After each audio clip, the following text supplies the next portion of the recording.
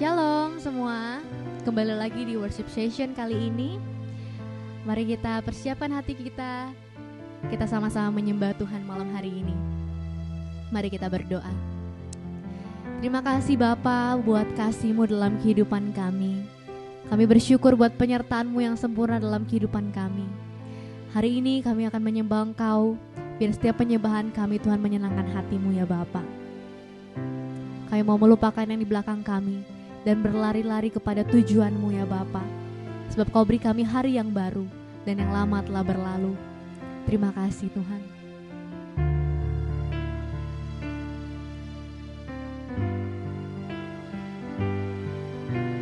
Ku melupakan yang di belakangku.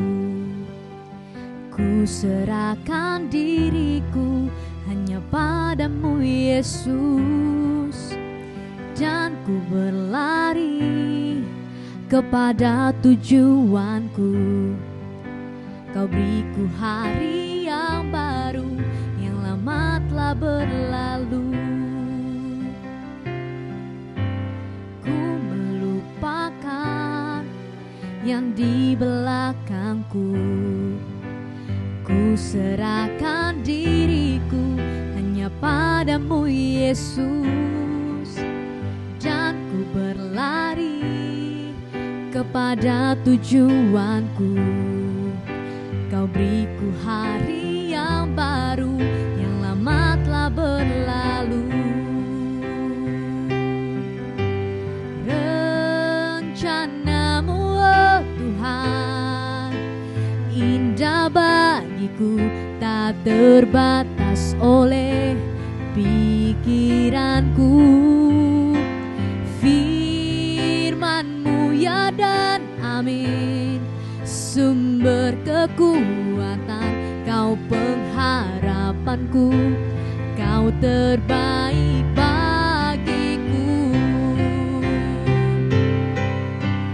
Rencana-Mu oh Tuhan indah bagiku, tak terbatas oleh pikiranku. Firman-Mu ya dan amin, sumber kekuatan, Kau pengharapanku, Kau terbaik bagiku.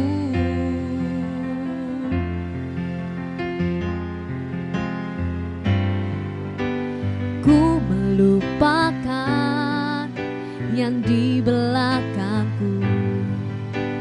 Ku serahkan diriku hanya padamu Yesus, dan ku berlari kepada tujuanku.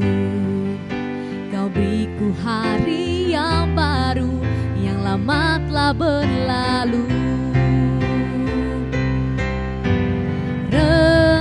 Rencana-Mu oh Tuhan indah bagiku, tak terbatas oleh pikiranku.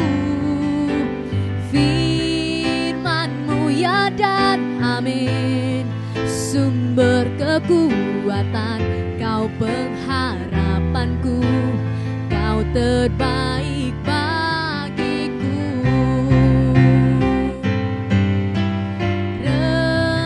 Rencana-Mu oh Tuhan indah bagiku, tak terbatas oleh pikiranku. Firman-Mu ya dan amin, sumber kekuatan, Kau pengharapanku, Kau terbaik bagiku. Kau terbaik bagiku, Kau terbaik bagiku. Kau yang terbaik, Kau terbaik bagiku.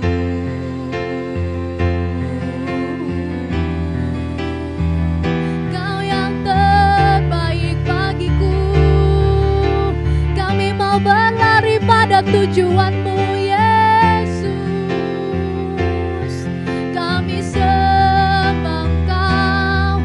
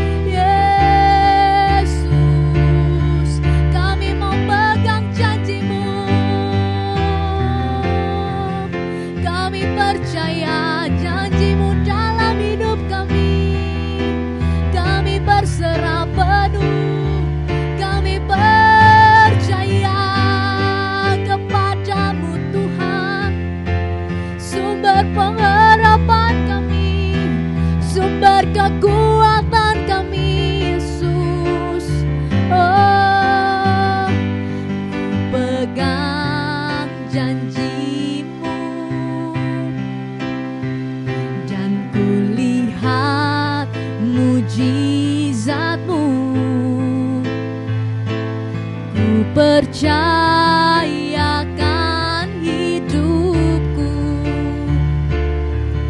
di tangan-Mu, berharap padamu, dan ku rasakan kasih-Mu. Setiap langkahku Kau sertaku, Engkau sungguh ajaib bagiku. Ku pegang janji-Mu dan ku lihat mujizat-Mu. Kami percayakan hidup kami, Tuhan. Ku percayakan hidupku di tangan-Mu, berharap padamu, dan ku rasakan kasih-Mu. Setiap langkahku Kau sertaku, Engkau sungguh ajaib bagiku.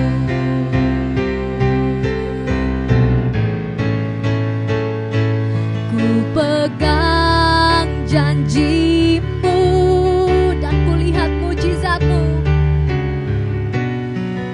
mujizat-Mu.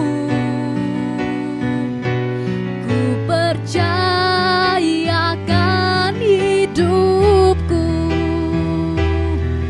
di tangan-Mu, berharap padamu, berharap padamu,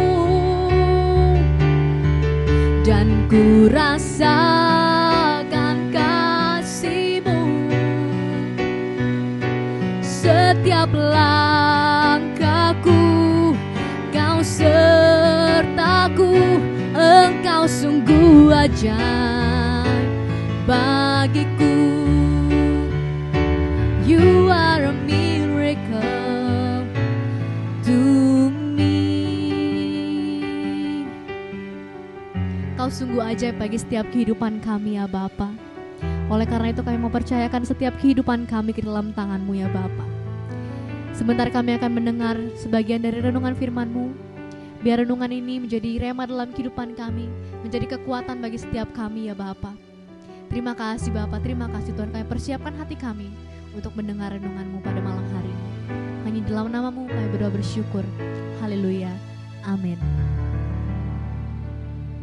Shalom semuanya. Terima kasih untuk teman-teman yang masih setia mengikuti video kami sampai detik ini. Kalau di awal tadi kita sudah mengikuti pujian penyembahan, sekarang tiba saatnya kita akan duduk diam mendengarkan kebenaran firman Tuhan. Firman Tuhan pada hari ini saya mengambil tema yaitu jangan lihat ke belakang lagi.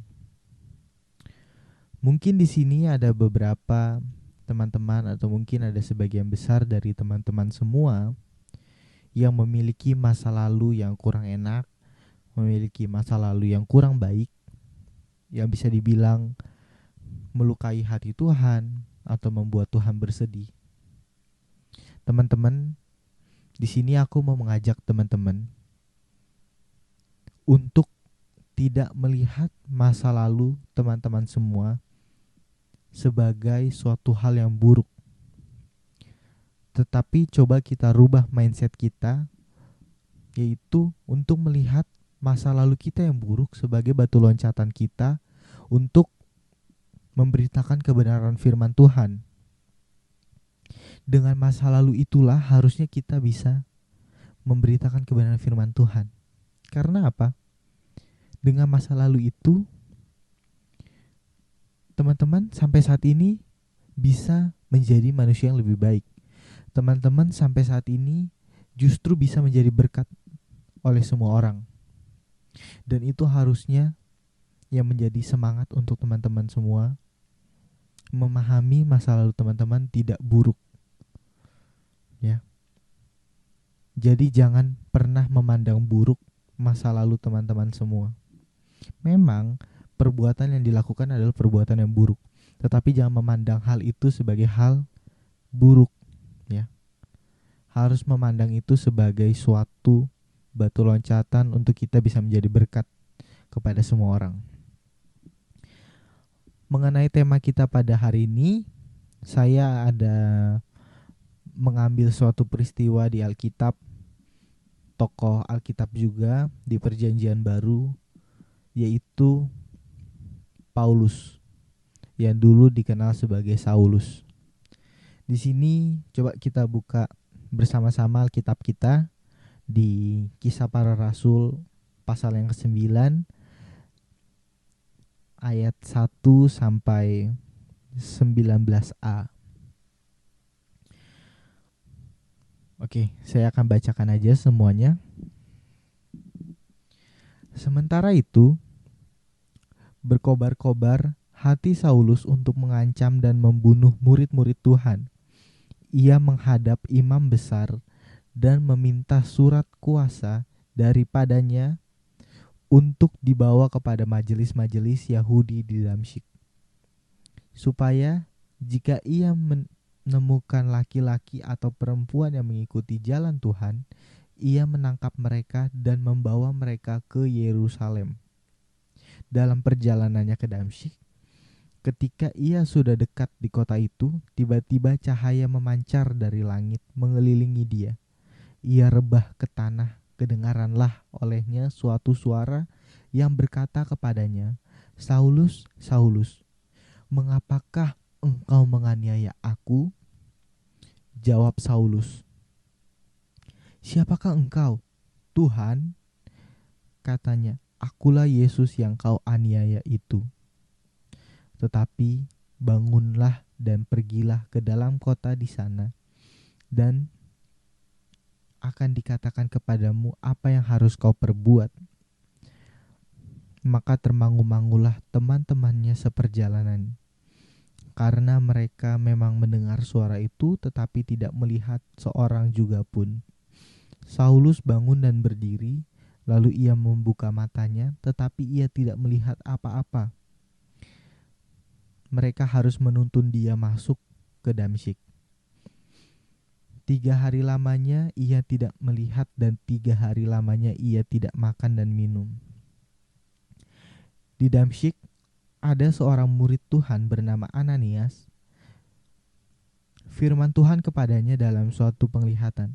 "Ananias," jawabnya. "Ini aku, Tuhan."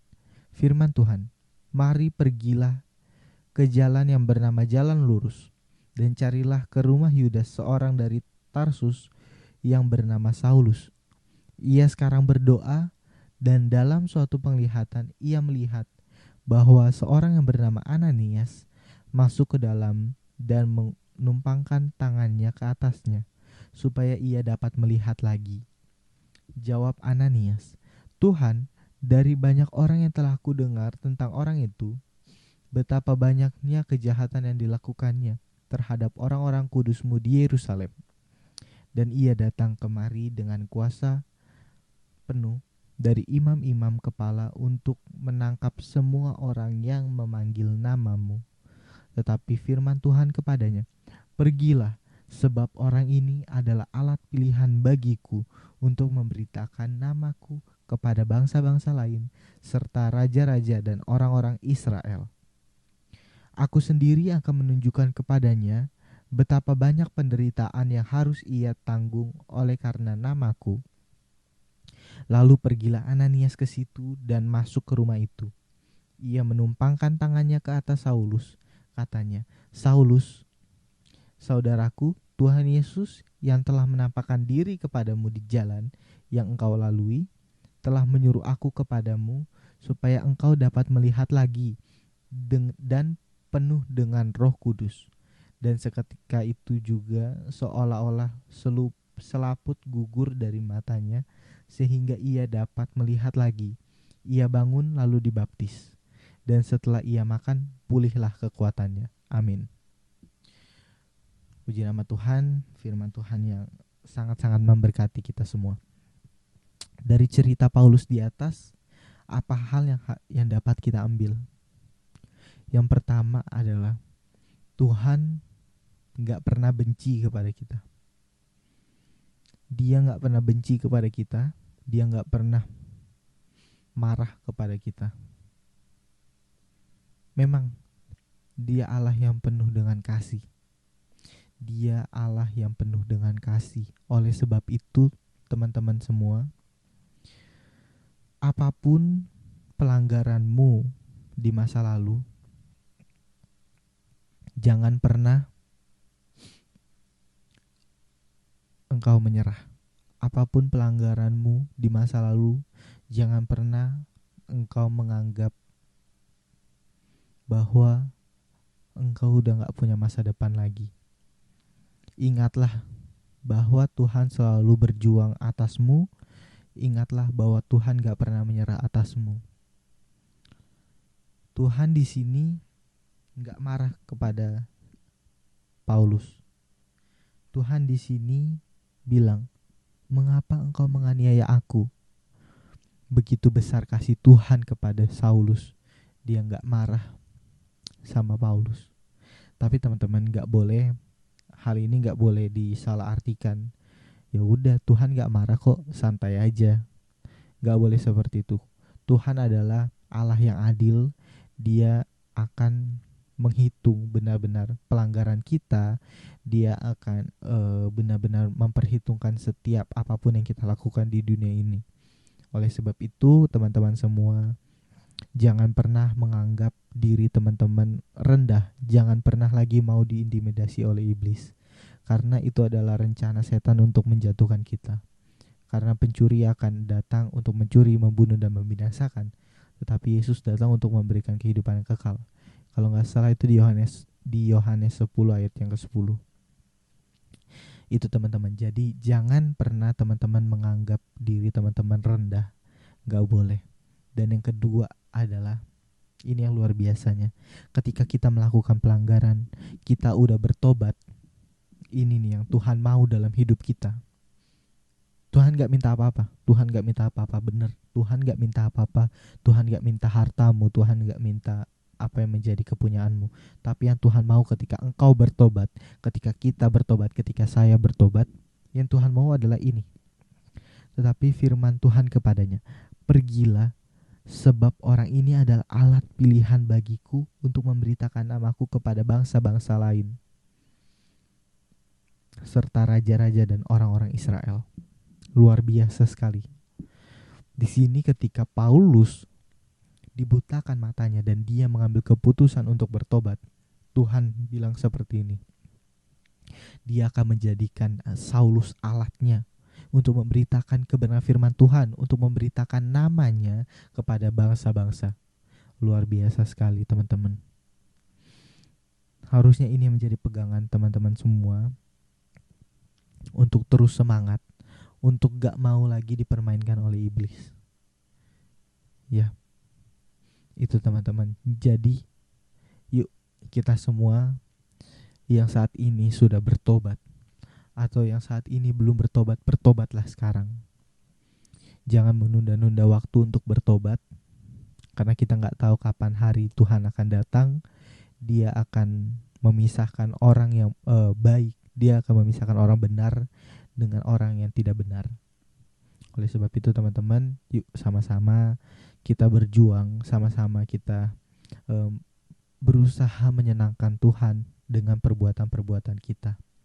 Ya, Tuhan mau supaya kita bertobat dan Dia mau menjadikan kita alatnya yang sempurna. Puji nama Tuhan. Sekian kebenaran firman Tuhan yang singkat ini. Biarlah teman-teman semua yang mendengarkan ini bisa mendapatkan kekuatan yang baru, sehingga teman-teman di kedepannya hari bisa lebih lagi bersemangat, tidak mau lagi diintimidasi oleh serangan-serangan iblis. Puji nama Tuhan. Tuhan Yesus memberkati kita semua. Shalom. Ku pegang janji